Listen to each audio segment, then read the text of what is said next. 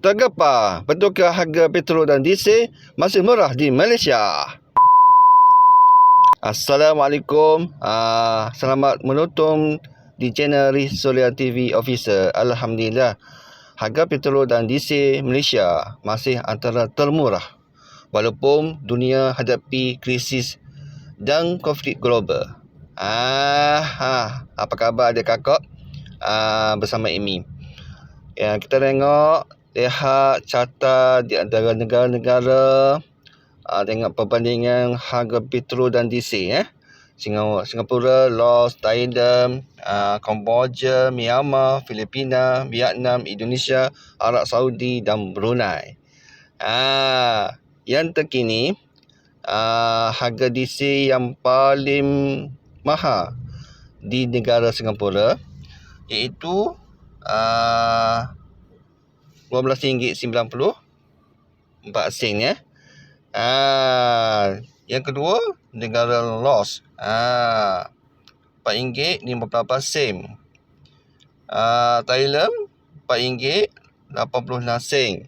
Jadi anda sahabat-sahabat boleh tengok sendiri, Malaysia harga petrol tanpa subsidi RM4.02 seliter.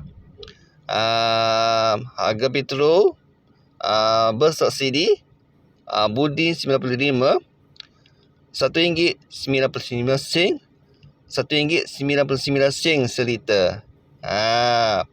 Berbanding negara-negara lain, Malaysia masih termurah lah. Lihat. Untuk diesel pula,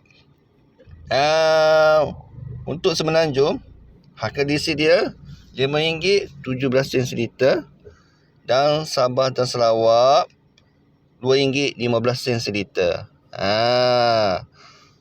Brunei, kita setanding dengan Brunei. Petrol dia harga dia RM2.10. Harga diesel dia Brunei RM1.23. Jadi di antara cara-cara perbandingan harga, Malaysia adalah masih di antara negara yang termurah harga petrol dan dieselnya. Walaupun kita ni menghadapi konflik global, perang api di Selat Hormuz yang ditutup, konflik di situ, masalah kita nak import bahan api global, memang ada kesukaran sikit. Tapi alhamdulillah, kerajaan Malaysia telah berusaha untuk mengekalkan bekalan bahan api ini berkekalan melalui platform Petronas. Di situlah di antara yang terbaik, kerajaan kita telah buat yang terbaik untuk kita,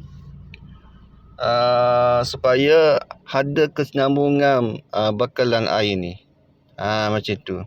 Jadi apa pun, adik dan kakak kena sokong dan kena bagi sokongan lah kepada pihak kerajaan.